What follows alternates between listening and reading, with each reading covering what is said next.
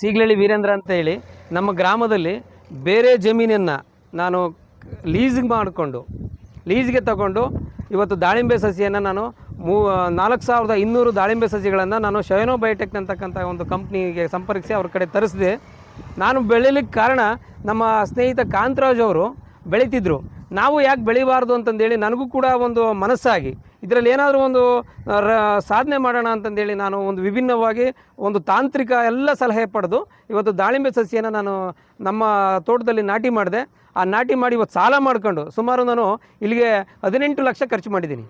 18 ಲಕ್ಷ ಖರ್ಚು ಮಾಡಿದ್ದು ಈಗ ಹಣ್ಣಿಗೆ ಬಿಡಬೇಕು ನಾನು, ಅಂದರೆ ಹೂಗಳು ಬರ್ತಾವೆ, ಸಾಕಷ್ಟು ಹೂಗಳು ಬರ್ತಾ ಇದ್ದಾವೆ. ಆ ಹೂಗಳು ಬಂದು ನೋಡಿದಾಗಲೇ ಗೊತ್ತಾಗಿದ್ದು ಈ ಒಂದು ತಳಿ ಕಳಪೆಯಿಂದ ಕೂಡಿದೆ, ಮಿಶ್ರ ತಳಿಯಾಗಿದೆ, ಇದರಲ್ಲಿ ಮಾರ್ಕೆಟಿಗೆ ಬೆಲೆ ಇಲ್ಲ ಅಂತ ಗೊತ್ತಾಯಿತು. ಅದಕ್ಕೆ ನಾನು ನಮ್ಮ ಸ್ನೇಹಿತರು ಕಾಂತರಾಜ್ ಅವ್ರನ್ನೂ ಕೂಡ ತೋಟಕ್ಕೆ ಕರ್ಕೊಂಡೋಗಿ ನೋಡಿದೆ. ಹೌದು ಬ್ರದರ್, ಇದು ಎಲ್ಲ ಕಳಪೆಯಿಂದ ಆಗಿದ್ದಾವೆ, ಇಲ್ಲ ಇದು ಮೊದಲು ಕಿತ್ತಾಕಬೇಕು, ಮಾರ್ಕೆಟಲ್ಲಿ ಇದಕ್ಕೆ ವ್ಯಾಲ್ಯೂ ಇಲ್ಲ ಅಂತ ಹೇಳ್ತಾವ್ರೆ. ಈಗ ಅದಂಥ ವಿಷಯ ಕೇಳಿದ ತಕ್ಷಣ ನನಗೆ ಒಂಥರ ಭೂಮಿನೇ ಕುಸ್ತೋದಂಥ ಅನುಭವ ನನಗಾಗ್ತಾಯಿದೆ.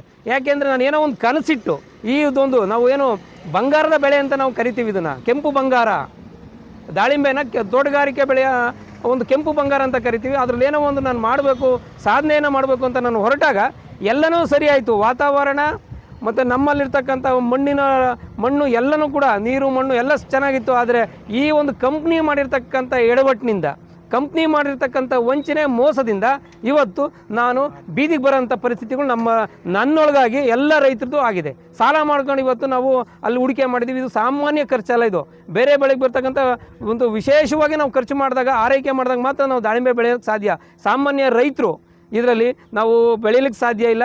ಇದರಲ್ಲಿ ಎಲ್ಲನೂ ಕೂಡ ಟೆಕ್ನಿಕಲ್ ಸಪೋರ್ಟ್ ಬೇಕು ಮತ್ತು ನಮಗೆ ಆ ಒಂದು ಬೆಳೆಯ ಅನುಭವ ಬೇಕು. ಯಾಕಂದರೆ ಇದು ಬಹರ್ ಟ್ರೀಟ್ಮೆಂಟ್ ಅಂತ ನಾವು ಕರಿತೀವಿ. ಇದನ್ನು ಈ ಟ್ರೀಟ್ಮೆಂಟ್ ಕೊಡೋದ್ರ ಮುಖಾಂತರನೇ ದಾಳಿಂಬೆ ಬೆಳಿಬೇಕು.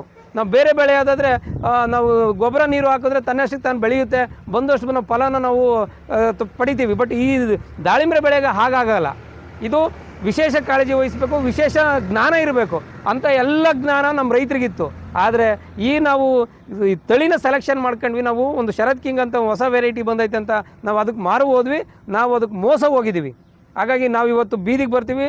ಈ ಒಂದು ನಮ್ಮ ಎಷ್ಟೋ ರೈತರು ಇವತ್ತು ಆತ್ಮಹತ್ಯೆ ಮಾಡ್ಕೋಬೇಕು ಅಂಥ ಪರಿಸ್ಥಿತಿಗೆ ಇವತ್ತು ಆ ಕಂಪ್ನಿ ನಮ್ಮನ್ನು ದೂಡಿದೆ. ಅದಕ್ಕೆ ದಯಮಾಡಿ ನಾನು ಸಂಬಂಧಪಟ್ಟ ಇಲಾಖೆ, ಸಂಬಂಧಪಟ್ಟ ಸರ್ಕಾರ ದಯಮಾಡಿ ನಮ್ಮ ಎಲ್ಲ ರೈತರಿಗೆ ನ್ಯಾಯವನ್ನು ಕೊಡಿಸ್ಬೇಕು. ಆ ಕಂಪ್ನಿ ಯಾರಿದ್ದಾರೆ, ಮುಖ್ಯಸ್ಥರು ಯಾರಿದ್ದಾರೆ, ಅವ್ರನ್ನ ಕರೆಸ್ಬೇಕು. ನಾವು ಅವ್ರನ್ನ ಕರೆ ಮಾಡಿದ್ವಿ ಮುಖ್ಯಸ್ಥರಿಗೆ. ನಮ್ಮ ಸ್ನೇಹಿತರನ್ನ ಅವರು ಗುಜರಾತ್ಗೆ ಕಳಿಸಿದ್ರು. ಅವರು ಕೂಡ ಸ್ವಲ್ಪ ಸಲಹೆ ಕೊಡ್ತಿದ್ರು, ದಾಳಿಂಬೆ ತೋಟದ ಬೆಳೆ ಹೆಂಗೆ ಬೆಳಿಬೇಕು ಅಂತಂದೇಳಿ. ಅವರು ಹೋದಾಗೂ ಕೂಡ ಅವ್ರಿಗೂ ಸರಿಯಾದಂತಹ ಒಂದು ಪ್ರತಿಕ್ರಿಯೆಯನ್ನು ಕೊಡಲಿಲ್ಲ. ಅವರು ಒಂಥರ ದುಂಡ ವರ್ತನೆ ತೋರಿ ನಮ್ಮನ್ನು ಕಳಿಸ್ಕೊಟ್ಟಿದ್ದಾರೆ. ಹಾಗಾಗಿ ಇದಕ್ಕೆ ಇಲ್ಲಿ ಒಂದು ದೂರನ್ನು ದಾಖಲಿಸಿ ನಮಗೆ ನ್ಯಾಯವನ್ನು ಕೊಟ್ಟು ನಮ್ಮೆಲ್ಲ ಪರಿಹಾರ, ನಮ್ಮ ಸಮಸ್ಯೆಗೆ, ನಮ್ಮ ಆಗಿರ್ತಕ್ಕಂಥ ನಷ್ಟಕ್ಕೆ, ನುಕ್ಸಾನ್ಗೆ ಪರಿಹಾರನ ಕಂಪ್ನಿ ಮುಖಾಂತರ ಕೊಡಿಸ್ಬೇಕು ಅಂತಂದೇಳಿ ನಾನು ಸರ್ಕಾರವನ್ನು ಹಾಗೂ ನಮ್ಮ ಸಂಬಂಧಪಟ್ಟ ಇಲಾಖೆಯನ್ನು ನಾನು ಒತ್ತಾಯಿಸ್ತೀನಿ. ಎಲ್ಲರಿಗೂ ಕೂಡ ಈ ಒಂದು ನ್ಯಾಯವನ್ನು ಕೊಡಲಿ. ಇವರು ಆತ್ಮಹತ್ಯೆ ದಾಳಿ ತುಳಿದ ರೀತಿಲಿ ತಾವು ಎಚ್ಚರಿಕೆ ವಹಿಸಬೇಕು ಅಂತೇಳಿ ಸರ್ಕಾರನ ಗಮನಕ್ಕೆ ತರಕ್ಕೆ ಇಷ್ಟಪಡ್ತೀವಿ. ಆಗ್ಲೇ ದೇವರಾಜ್ ಅಂತ ದಾಳಂಬ್ರೆ ಹಣ್ಣು ಮಾರ್ಕೆಟಿಗೆ ತಗೊಂಡೋಗಿದ್ವಿ. ರೂಬಿಯಾದಲ್ಲಿ RX ಮಾರ್ಕೆಟ್ನಾಗ ಯಾರು ಕೇಳ್ತಾ ಇರಲಿಲ್ಲ. 28 ಬಾಕ್ಸಿಗೆ 10,000 ರೂಪಾಯಿ ಬಂದೈತಿ ಅಷ್ಟೇ. ತರಬೇಡ್ರಿ ಅಂತಾರೆ ಅವ್ರು. ಬೇರೆ ತಳಿ ಆಗಿದ್ರೆ 2,000 ರೂಪಾಯಿ ಬಾಕ್ಸ್ ಹಂಗೆ ಹೋಗೋದು, 50,000 ಬರೋದು. ಇದು ಬರೀ 10,000 ಬಂದೈತಿ. ತಗೊಂಡೋದ್ಮೇಲೆ ಗೊತ್ತಾಗಿದ್ದು, ಮಂದಿ ತಗೊಂಡೋಗಿದ್ದು ಗೊತ್ತಾಯ್ತು. ಏನಿಲ್ಲ, ನಷ್ಟ ಆಗೈತೆ ನಮಗೆ.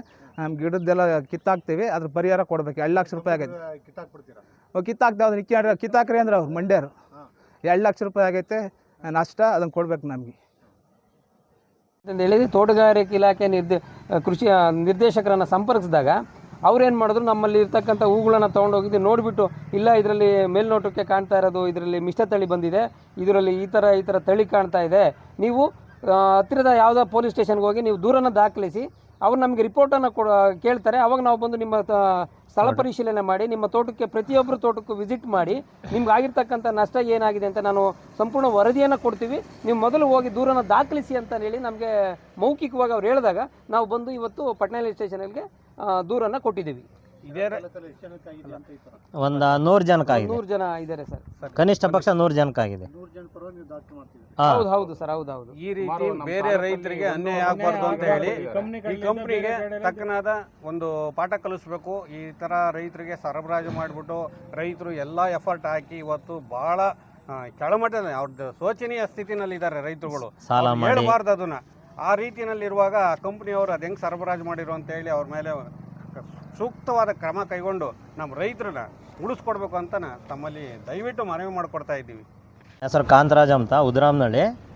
ನಾವು ಸುಮಾರು ಇಲ್ಲಿ ನಮ್ಮ ಭಾಗದಲ್ಲಿ ಸುಮಾರು ಒಂದು 40ರಿಂದ 50 ಜನ ರೈತರು ಎಲ್ಲ 1,000 1,500 ಗಿಡ ಸ್ವಯನ ಬಯೋಟೆಕ್ ಕಂಪ್ನಿಯಿಂದನೇ ಎಲ್ಲ ಗಿಡ ತರಿಸ್ಬಿಟ್ಟು ಈಗ ಬೆಳಗ್ಗೆ ಬಿಡೋ ಟೈಮಲ್ಲಿ ಆ ಗಿಡ ಕಳಪೆ ಮಟ್ಟದ್ದು ಅಂತ ಗೊತ್ತಾಗ್ಬಿಟ್ಟು ಈಗ ನಮಗೆ ಬೆಳಿಗೂ ಬಿಡೋಕ್ಕಾಗದೆ ಗಿಡನೂ ಕಿತ್ತಕ್ಕಾಗ್ದೇ ಆ ಥರ ಲಾಸಲ್ಲಿದ್ದೀವಿ.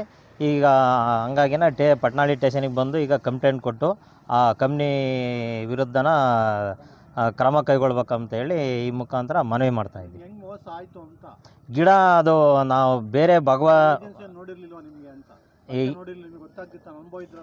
ಇಲ್ಲ ಗೊತ್ತಿರಲಿಲ್ಲ. ಅವನು ಗಿಡ ಕೊಟ್ಟಾಗ ಅವನು ವೆರೈಟಿನೇ ಬೇರೆ ಹೇಳಿದ್ದ.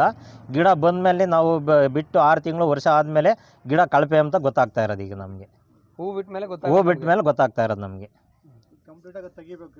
ಇಲ್ಲ, ಅದು ಆ ಹಣ್ಣು ಯಾರು ತಗೊಳ್ಳೋದಿಲ್ಲ ಮಾರ್ಕೆಟಲ್ಲಿ, ಅದಕ್ಕೆ ಬೆಲೆನೇ ಇಲ್ಲ. ಇವತ್ತಿನ ಪ್ರಸ್ತುತ ಮಾರ್ಕೆಟಲ್ಲಿ ಆ ಹಣ್ಣಿಗೆ ಆ ತಳಿಗೆ ಬೆಲೆನೇ ಇಲ್ಲ. ಆ ಥರ ಬೆಲೆನೇ ಇಲ್ಲ. ಬೆಳೆದ್ರು ವೇಸ್ಟ್.